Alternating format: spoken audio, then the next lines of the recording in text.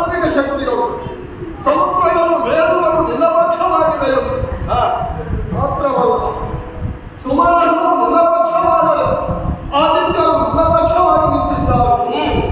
ಹೆಚ್ಚೇನು ಯಾತುದಾನರು, ಗಂಧರ್ವರು, ಯಕ್ಷರು, ಕಿನ್ನರರು, ಅಸುರರು ಕನ್ನಡ ಪಕ್ಷಗಳಾಗಿ ನಿಂತಿದ್ದಾರೆ.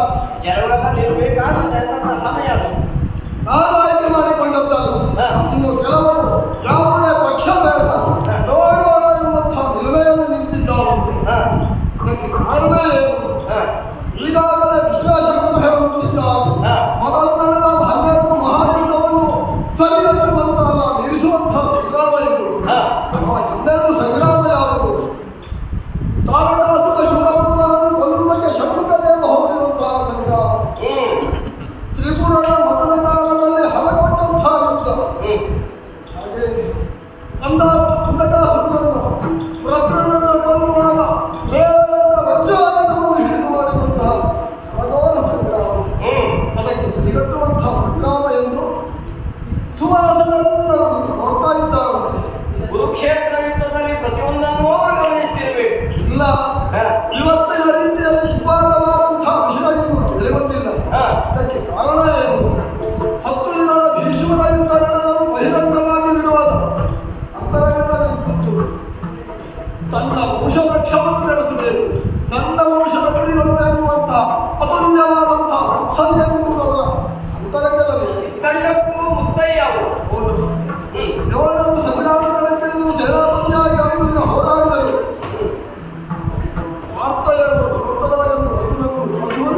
ತನ್ನ ಜೀವನವನ್ನೇ ಶಪಿಸಿದಂತಹ ಜನರ ವಂಶದ ಗುರುಗಳಲ್ಲವ ಮನಸ್ಸಿಟ್ಟು ನಿನ್ನ ಮೇಲೆ ಸಂಗ್ರಾಮವನ್ನು ಮಾಡಬಹುದು. ಆದರೆ ನಾವಿಬ್ಬರು ಸಾಂಪ್ರದಾಯಿಕ ವಿರೋಧಿಗಳು. ವೈರಕ್ಕೆ ಕರುಣಾರ್ಜುನರು ಎನ್ನುವುದು ಜನಶುದ್ಧವಾಗಿ ಹೋಗಿದೆ. ಆ ಸಂಗ್ರಾಮಕ್ಕೆ ಇನ್ನಷ್ಟು ಬೆಳೆದು ಬರಬೇಕು ಅಂತಾದರೆ ಅಂತರಂಗದಿಂದ ಚುಚ್ಚು ಮಾತು ಬರಬೇಕು. ಆದ ಕಾರಣದಿಂದ ಹೇಳುತ್ತೇನೆ, ನಿನ್ನನ್ನು ಅನೇಕರು ಹೊಗಳಿದರು. ಎಷ್ಟು ಹೊಗಳಿದರು, ನೀನೊಂದು ಕಳ್ಳತನವನ್ನು ಮಾಡಿಬಿಟ್ಟಿಯಲ್ಲ. ದೊಡ್ಡವರು ಮಾಡಿದಂತಹ ಸಣ್ಣ ಖಂಡಿತವಾಗಿ ಹೌದು. ಮೊನ್ನೆ ನಡೆದಂತಹ ಸಂಗ್ರಾಮದಲ್ಲಿ ಗೌಡರ ಆ ಸೇನಾಪತ್ಯದಲ್ಲಿ ಕತ್ತಲೆಯ ಬೆಳಗಿನ ಆಟವನ್ನಾಡಿ ಸೈನ್ಯವನ್ನು ವಧಿಸಿದೆಯಲ್ಲ, ಸುಲಭವಲ್ಲ. ಒಂದವನ್ನು ಕರುಣಿದ್ದೇನೆ.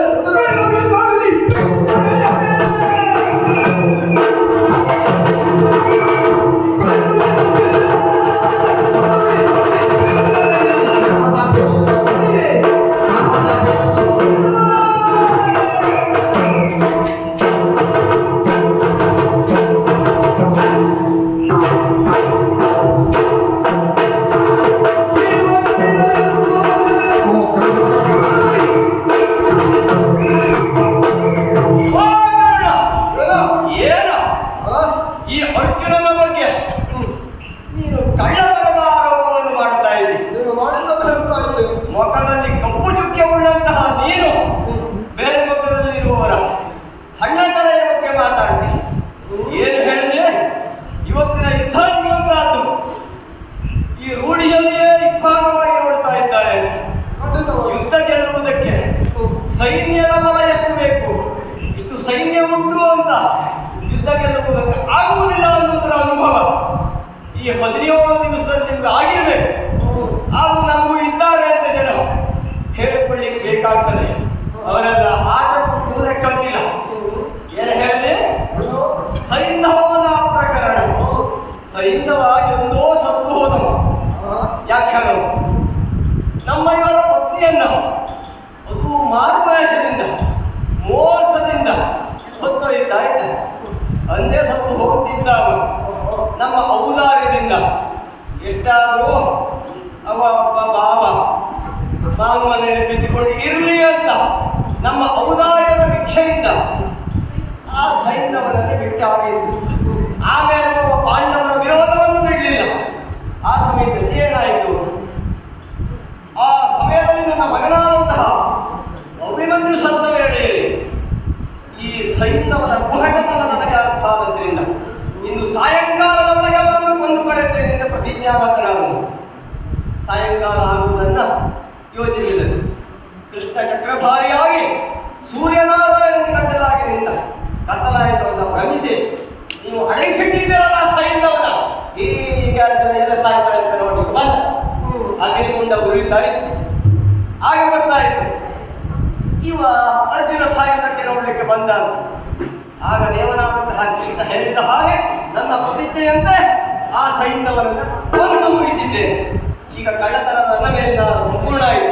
ಈಗ ನಾನು ಹೇಳಬೇಕಿತ್ತು ನಿನಗೆ ಇದನ್ನು, ನೀನೇ ಮೊದಲೇ ಹೇಳಿಕೊಂಡು ಏನು ಮಾಡೋದು? ಯಾಕೆ ಹೇಳು?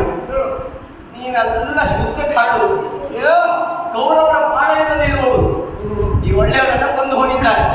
ಈಗ ಇನ್ನು ಉಳಿದವರು ಕಣ್ಣು ಸುಳ್ಳೇ ಇರುವುದು ನಿಮಗೆ ಹೆಚ್ಚು ದಿವಸ ಇಲ್ಲ, 2 ದಿವಸ ಮುಕ್ತಾಯ ಆಗ್ತದೆ ಆಗಿರುವುದು.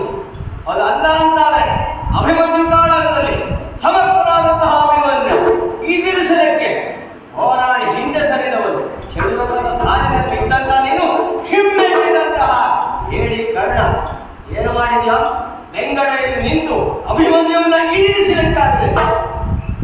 ಹಿಂಬದಿಯಿಂದ ಬಿಲ್ಲನ್ನ ಕಡಿಗ ಜೀವ ಕಳ್ಳ ಓಡ್ಕಳ್ಳ ಮತ್ತೆ ಹೇಳ್ತೇವೆ. ಮತ್ತೆ ಗೋಕಿರಾಡ ಪ್ರಕರಣದಲ್ಲೂ ಹಾಗೆ ನಿಮ್ಮವರೆಲ್ಲ ಗೋಕಿರಗಳಕ್ಕೆಲ್ಲ ಹೋದಾಗ ಓಡುವುದೇ ನೀನು.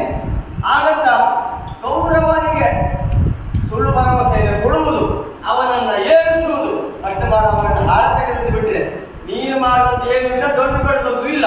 ಇವತ್ತು ನನಗೆ ಸೇನಾಧಿಪತಿ ಪಟ್ಟ ಸಿಕ್ಕಿದೆ ಅಂತ ಹೋರಾಡುವುದಕ್ಕೆ ಮುಂದಾಗಿದ್ದಿ. ಇವತ್ತೊಂದು ಕರುಣಾರ್ಜುನ ಯುದ್ಧ ನೋಡಬೇಕು ಅಂತ ಬಂದಿದ್ದೀಯಲ್ಲ. ಅರ್ಜುನನಿಗೆ ಇಂಥ ಯುದ್ಧ ಹೊಸತಲ್ಲ, ನಿನ್ನನ್ನು ಗೆಲ್ಲುವುದು ನನಗೇನು ಅಲ್ಲ, ಆದರೆ ನಿನಗಿದು ಹೊಸತಲ್ವ? ಅರ್ಜುನ ನೀನು ಕೊಟ್ಟಂತಹ ಸಮರ್ಥನೆಯನ್ನು ಒಪ್ಪಿಕೊಳ್ಳುವ ಹಾಗಿಲ್ಲ. ಅಭಿಮನ್ಯುವಿನ ಉದಾಹರಣೆಗಳನ್ನು ಗುರಿಯಾಗಿರಿಸಿಕೊಂಡು ನೀನು ಸೈನ್ಯವನ ಸಾವಿಗಾಗಿ ಶಬ್ದವನ್ನು ಮಾಡ್ತೀವಿ. ಯಾಕ ಸೈನ್ಯವನ್ನೇ ಅಭಿಮನ್ಯುವನ್ನು ಕೊಂದವರು? ದ್ರೋಣನ ನೇತೃತ್ವದಲ್ಲಿ ನಡೆದಂತಹ ಸಂಗ್ರಾಮ ಅದು. ದ್ರೋಣನಿಂದಲೇ ಅಶ್ವತ್ಥಾಮನಿದ್ದಾನೆ, ದುಶಾಸನಿದ್ದಾನೆ, ಸೈನ್ಯವನ್ನು ಒಬ್ಬ ಇದ್ದಾನೆ. ದ್ರೋಣನ ಶಬ್ದ ಮಾಡಲಿಲ್ಲ, ಹೌದು ಬಿಡು. ಆಗ ಶಕಟ ವಿವಾದದಲ್ಲಿ ಸುಳ್ಳಿ ವಿವಾದದಲ್ಲಿ ಸೈನ್ಯವನ್ನು ಬಚ್ಚಿಟ್ಟಂತಹ ಕಾಲದಲ್ಲಿ ಒಳಗೆ ಪ್ರವೇಶ ಮಾಡುವಾಗಲೇ ದ್ರೋಣದಲ್ಲಿ ಬಾಗಿಲಿಗೆ ಅವರು ನಮಸ್ಕರಿಸಿ ಗುರುವೇ ಒಳಗೆ ಪ್ರವೇಶ, ಅವರ ಆಶೀರ್ವಾದವನ್ನು ಹುಡುಕಿ ಸಾಯಂಕಾಲದ ಮೇಲೆ ಸೈನ್ಯವನ್ನು ಹತ್ತಿರ ಹೋಗುವುದಕ್ಕೆ ನಾವು ಕೊಡಲಿಲ್ಲ. ಆ ಕಾಲದಲ್ಲಿ ಕೊನೆಗೆ ಚಕ್ರವನ್ನು ಹೇಳಿದ್ರು. ಅಂತ ಹೇಳ್ತೀಯಲ್ಲ ನೀನು ಹಿಂಗಡೆಯಲ್ಲಿ ನನ್ನ ಮಗನ ಬಿಲ್ಲನ್ನು ಕತ್ತರಿಸಿದವ ಅಂತ. ಖಂಡಿತವಾಗಿ ಅವರ ಕಾರಣ ಏನು ಗೊತ್ತಾ? ಅಲ್ಲಿ ನನ್ನದಾದಂತಹ ಕೃತ್ಯವು ಏನೂ ಇಲ್ಲ. ಅವರು ಹೇಳಿದ ಹಾಗೆ ಆಯುಧದ ಹಾಗೆ ಕೆಲಸವನ್ನು ಮಾಡಿದರು. ಇನ್ನ ಗುರುಗಳಾದಂತಹ ದ್ರೋಣಾಚಾರ್ಯರ ಆದೇಶ ಭೂಮಂದಿರ ಕಾರ್ಯ ದೋಷವನ್ನು ನಿಂತಿಲ್ಲ, ಕತ್ತರಿಸು ಅಂತ ಹೇಳಿದ್ರು. ಅದು ಯಾಕೆ ಹೇಳಿದ್ರು? ಯಾಕೆ ಹೇಳಿದ್ರು? ಅಭಿಮನ್ಯುವಿನ ಕೈಯಲ್ಲಿರುವಂತಹ ನೇಣು ಉಂಟಲ್ಲ, ಅದು ಅನ್ಯರ ಕಣ್ಣಿಗೆ ಗೋಚರಿಸುವಂತಹದ್ದಲ್ಲ, ಅಷ್ಟು ಸೂಕ್ಷ್ಮವಾದದ್ದು. ಅದನ್ನು ಕತ್ತರಿಸುವ ಶಕ್ತಿವಂತ ಇನ್ನೊಬ್ಬ ಇಲ್ಲ, ನೀನೇ ಅಂತ ಹೇಳಿದ್ರು. ಗೆಲ್ಲುವುದಕ್ಕಾಗಿ ಮಾತ್ರ ಆಯಿತು. ನಿನ್ನ ಗುರುಗಳು ಹೇಳಿದ್ರು, ಹೇಳಿದೆಯಲ್ಲ ಯಾವಾಗತ್ತೆ